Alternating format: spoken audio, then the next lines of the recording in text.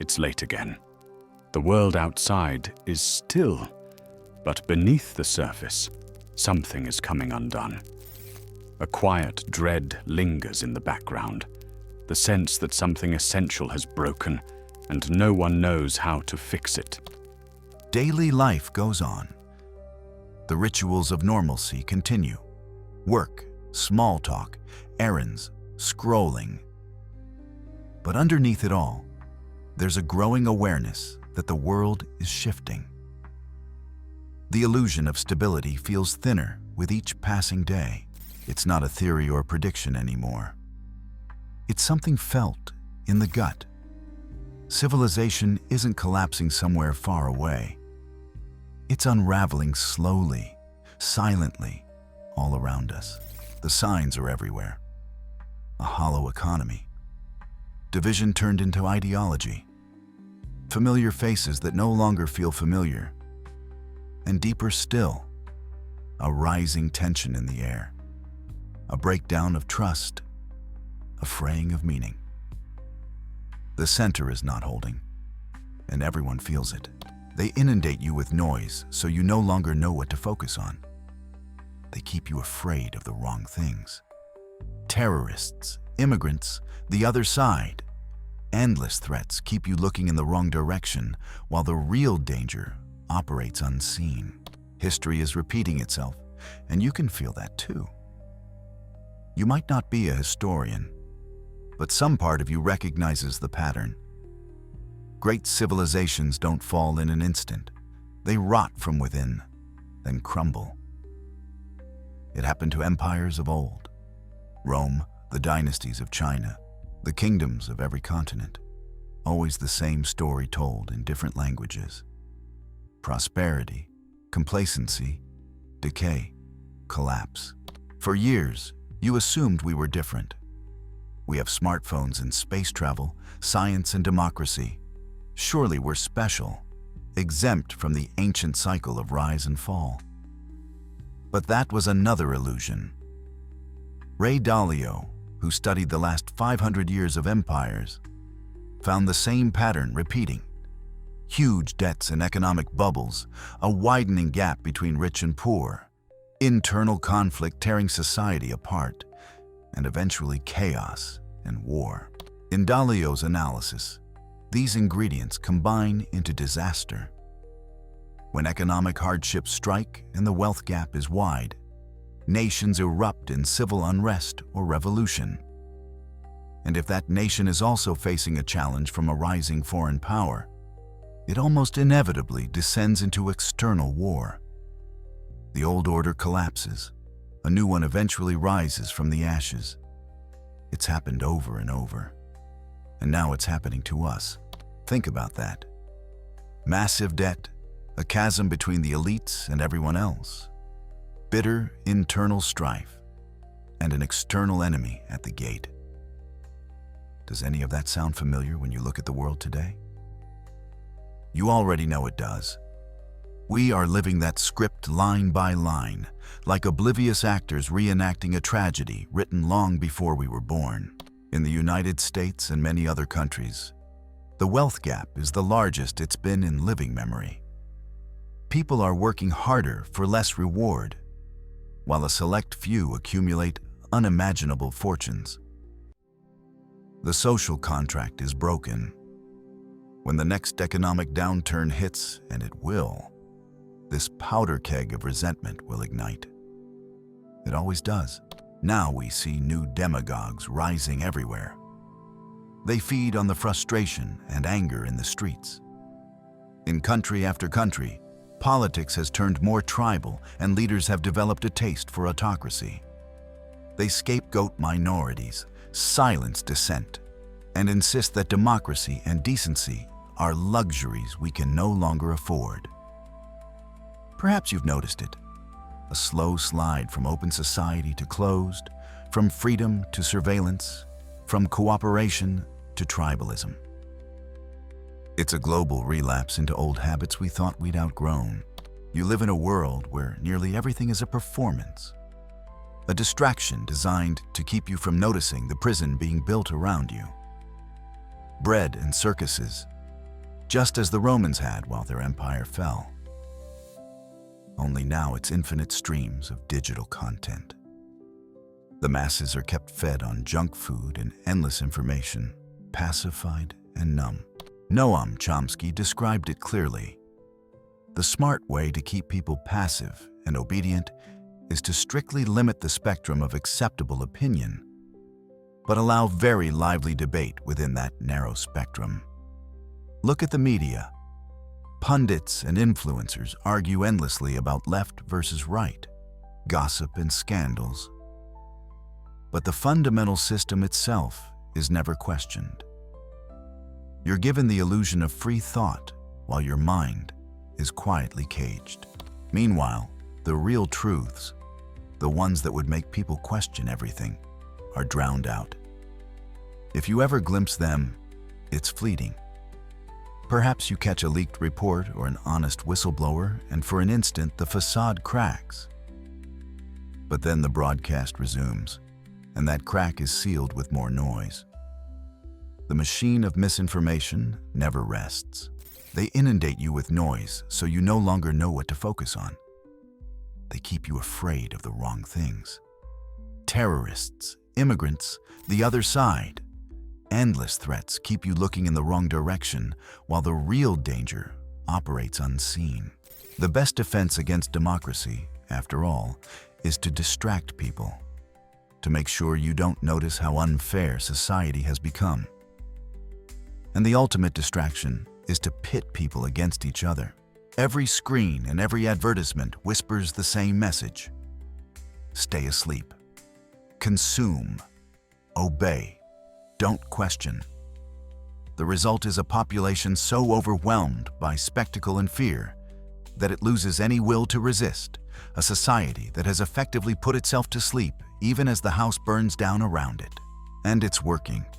You see people around you more passionate about a celebrity breakup or a new phone release than about the fact that their world is unraveling.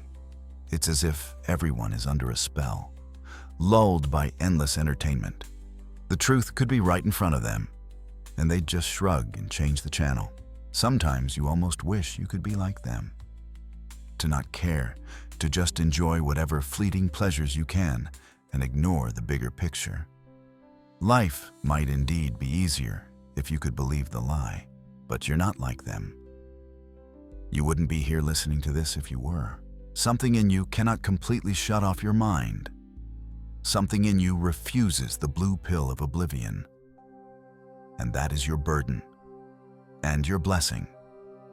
Seeing the truth is painful, yes, but living in a lie would be worse. You have passed the point of no return. Every lie told by a leader, every act of corruption, grows from seeds of dishonesty and greed in ordinary people. Every failure of the system reflects thousands of personal failures. To be kind, to be fair, to pay attention. We have met the enemy, as the saying goes, and it is us. Our collective choices, our laziness, our selfishness, our fear, they have all co-authored this collapse. Over time, we became decadent, addicted to ease and entertainment, complacent in our certainty that tomorrow would be just like today. We abandoned vigilance, lost the strength of character that earlier generations earned through hardship. In our hubris, we assumed we could avoid the reckoning forever. Oswald Spengler, a century ago, warned that the West would lose its vitality, keeping its technology and wealth but losing its soul. People would choose comfortable illusions over hard truths until reality could no longer be ignored. He even predicted the rise of Caesarism, autocratic strongmen seizing power as democracy suffocated in its own corruption and apathy. Thus, the collapse we face is profoundly spiritual as well as political and economic.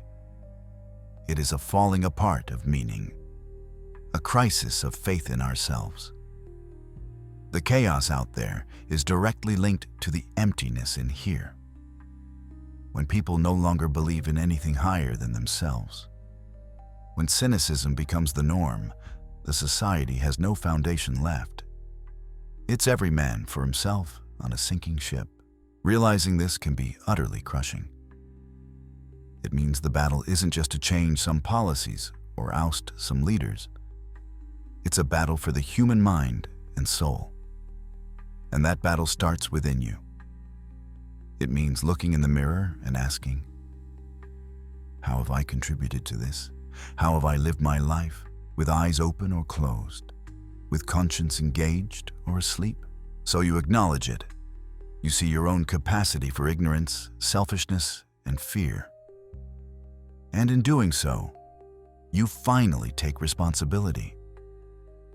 This is a turning point, perhaps the most important one. Because as long as we play the victim, waiting for someone else to fix things, we remain children. But the moment we accept our part in this decay, we become adults in the collapse.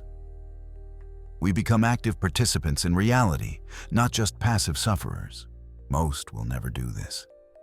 It's too hard, too painful. They will remain children, blaming, pleading, or escaping until the very end.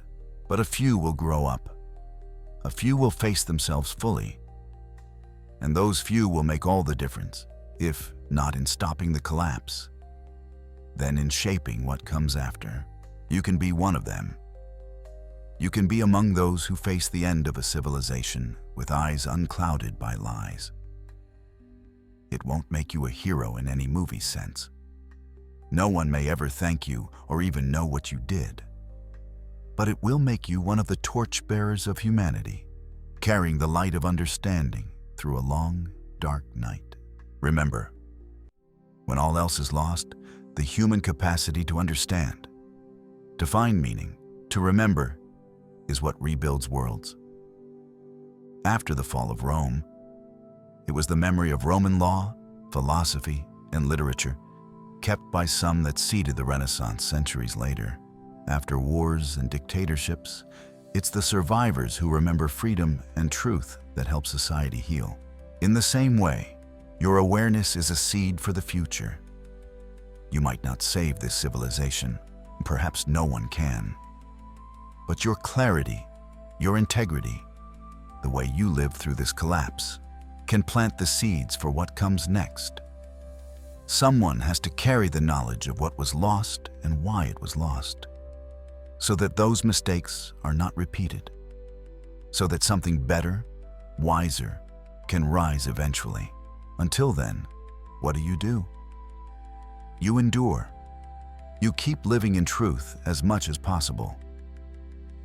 You find others who understand, even if just one or two, and you support each other. You do small things that matter. Protecting a bit of nature, teaching a child reality instead of comforting fairy tales, refusing to participate in spreading lies. These things won't stop the avalanche, but they create pockets of sanity, like shelters in the storm. And when the world truly starts to crumble in earnest, you will not panic like those who refuse to see. You will mourn, yes, because you love this world, and it is always sad to see something beautiful die. But you will not be paralyzed. You will not lose yourself, because you have been preparing for this in your mind and heart. Because you made the choice now to face it soberly. There is a quiet resolve that comes with that choice, a kind of inner peace amidst chaos. Not the peace of ignorance, but the peace of someone who knows they will do what they can and accept what they cannot control. The storms will come, but you have decided to stand in the storm consciously. There is dignity in that. Society might label you negative, a doomsayer, or crazy for thinking this way. Let them. There is a long tradition of truth-tellers being ridiculed or ignored until it was too late. You don't seek validation from the sleepwalkers. Your validation comes from within, from the clarity of your own mind and conscience. You might wonder if staying aware matters at all in the grand scheme. After all, you're just one person. But think of awareness like a flame. One flame in a dark room is a miracle. It can light another and another. Your clarity can spark clarity in someone else. Perhaps when things get even worse and they can no longer deny reality. Then, when they seek answers, you might be there to help them understand. Even if no one else listens, your awareness still matters. To your own soul, if nothing else. Dying with eyes open is very different from dying in delusion. Enduring turmoil with understanding is different from living in panic. One path is wisdom, the other is fear. So feel that quiet pride that you have not closed your eyes.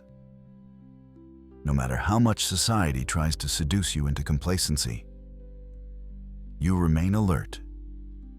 It's the lonely pride of a sentinel watching through the night while everyone else sleeps. Dawn only comes because someone keeps watch, and yes, a dawn will come. Nothing lasts forever, not even this night. This collapse too shall pass one day. When a new morning breaks, it will matter what was preserved in the darkness. It will matter who kept the flame alive. The world you knew may be ending, but this is not the end of your story. Perhaps this is where your true purpose begins. To live truthfully in untruthful times is a revolutionary act. By staying honest, compassionate, and awake, you become a beacon, however dim, against the darkness. The storm is here now. Civilization is collapsing, and you face a choice. You can close your eyes and pretend until the wave hits you from behind, or you can face it head on. You can collapse with the world, or you can keep your spirit upright as everything falls. So I invite you, choose awareness. Feel every tremor, see every ugly detail. Carry that awareness through the storm. If enough of us do, then on the other side of this darkness, something precious will remain, ready to seed a new beginning.